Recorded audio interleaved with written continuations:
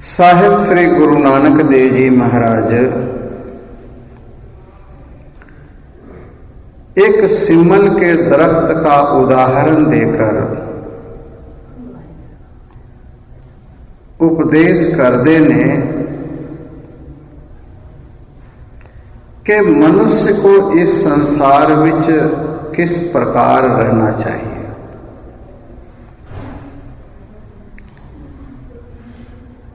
Art of life, जीने की कला क्या है।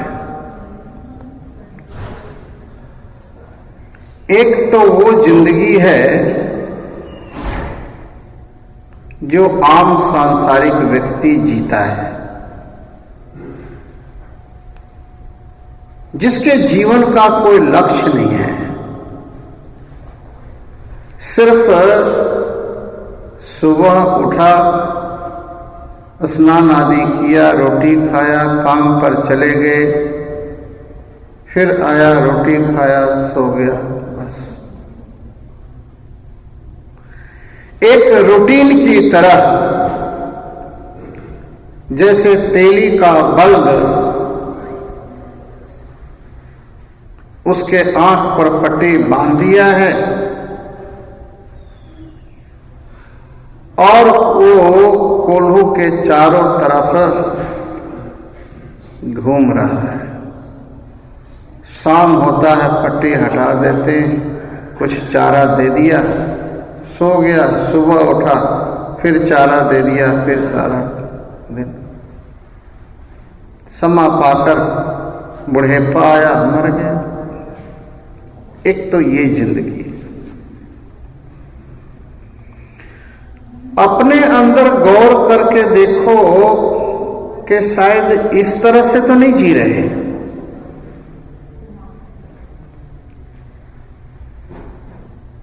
एक और भी जिंदगी है। एक तो है कि हम जीते हैं खाने के लिए, भोगने के लिए, कपड़े पाने के लिए, पैसा इकट्ठा करने के लिए, पद के लिए, मान के लिए, बड़ाई के लिए। एक वो भी जिंदगी है जो खाने के लिए नहीं जीते, पहनने के लिए नहीं जीते, ठीक इसका उल्टा शरीर की रक्षा के लिए रोटी दे देते हैं शरीर को, शरीर की रक्षा के लिए इसको कपड़े दे देते हैं और कोई छत जिसके नीचे रहकर स्वस्थ रह सके। बाकी उद्देश्य ये है कि अधिक से अधिक साईं की याद, साईं की बंदगी, साईं का समीप हो सके और कोई लक्ष्य नहीं। एक ही कि हे प्रभु, हे परमात्मा, हे वाहिगुरु, मुझे दोबारा मां के गर्भ में उठा नहीं लटकाना। इस शरीर को ले जाने से पहले पहले एक झलक, एक प्रकाश, एक ज्ञान आप जरूर दे जाना, जिसकी प्यास लेकर, जिसकी तमन्ना लेकर, जिसकी इच्छा लेकर ये शरीर धारण किया है।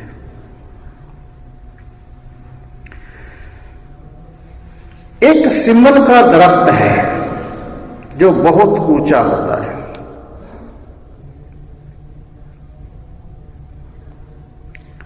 उसमें फल लगते हैं लाल से। तोता उस फल समझ करके उसमें चुंच मारता है, उसको मिलता कुछ नहीं है, बक बक। इवन चोंच उसमें फंस जाता है, कभी कभी निकालने में मुश्किल उसको होता है। एक भुलेखा कि इससे हमें तृप्ति मिलेगी, लेकिन मिलता कुछ भी नहीं है। दरख्त तो बहुत लंबा है, मोटा भी है, लाइफ भी लंबी है, लेकिन वो किसी के काम नहीं आता। इसी तरह से एक वो व्यक्ति है जिसके पास धन बहुत है, शरीर भी हट्टा कट्टा है, मकान भी है, पद भी है, सब कुछ है, लेकिन वो किसी के काम नहीं आता। कोई गरीब का बाह नहीं पड़ता, वो चढ़ते सूरज को तो सलाम करता है, ढलते सूरज की तरफ वो देखता भी नहीं। साहिब गुरु नानक देव जी महाराज हरिद्वार विच जब गए, लोग चढ़ते सूरज की तरफ पानी डाल रहे थे, गुरु महाराज ढलते सूरज की तरफ डालने लगे। उससे एक ये भी शिक्षा कि ऐ इंसान, तुम उसका हाथ पढ़ो, उसका मदद करो जो जीवन से हार चुका है, जिसकी लड़की की शादी पैसे के अभाव में नहीं हो रहा है, वो विद्यार्थी जो पैसे के अभाव में अपना पढ़ाई छोड़ रहा है, पढ़ना चाहता है लेकिन धन नहीं, वो लोग जो पैसे के अभाव में इलाज नहीं करा रहे हैं और मौत के किनारे करा रहा है।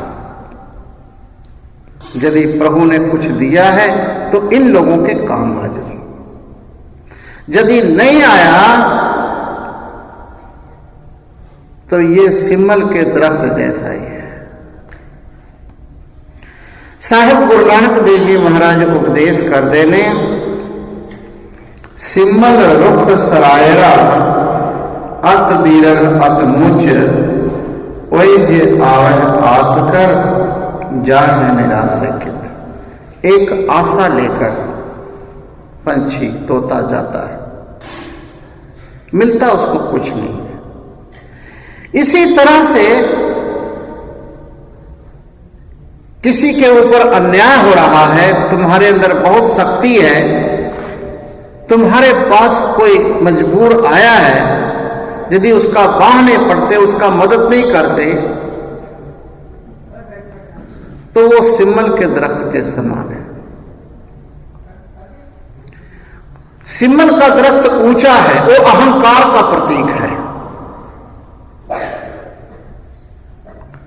मोटा है, अर्थात धन करके उसके पेट में बहुत धन है, बड़ा पेट है उसका, बैंक बैलेंस बड़ा है, बहुत समय तक रहता है, उसकी आयु भी लंबी हो, कोई बात नहीं,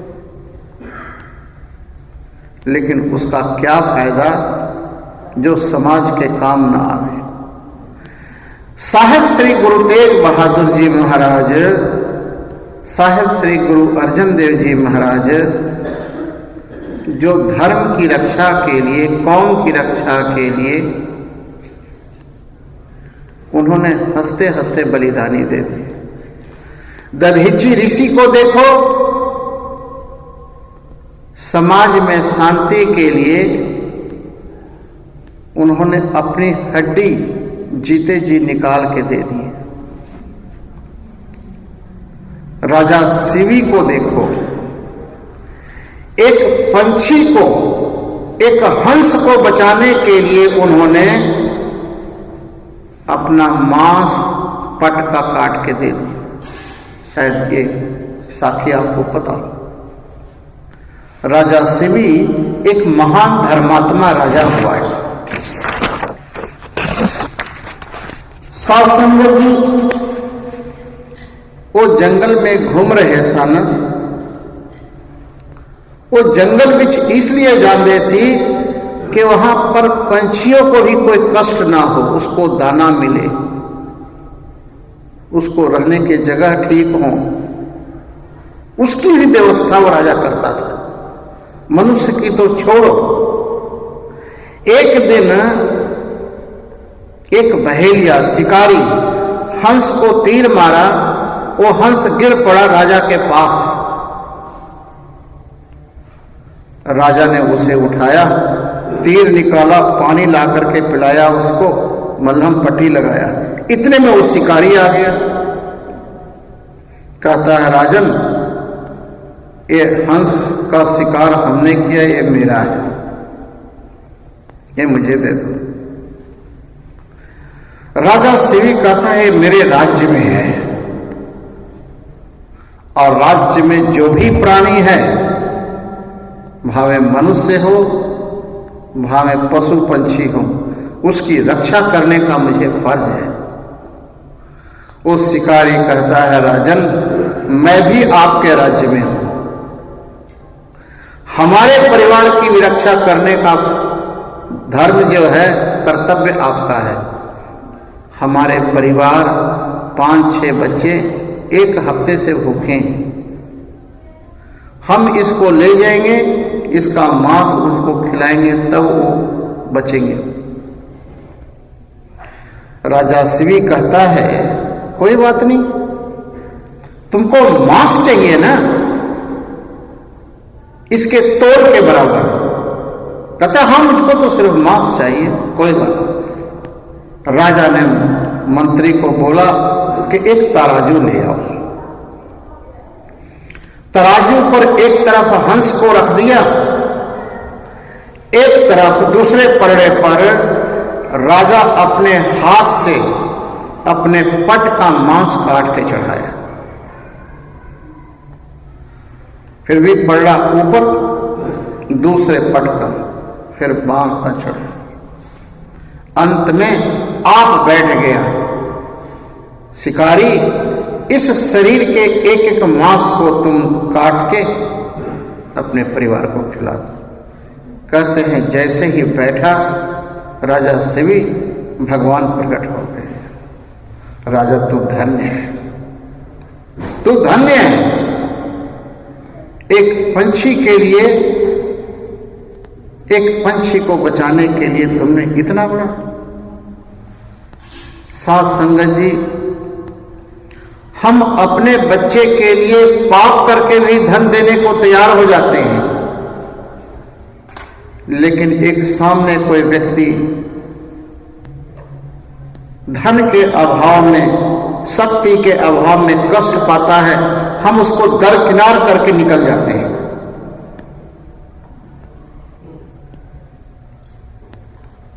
तुम दुनिया को तो ओले कर सकते हो, लेकिन इस तरह करने से तुम अपने से गिर पड़ोगे।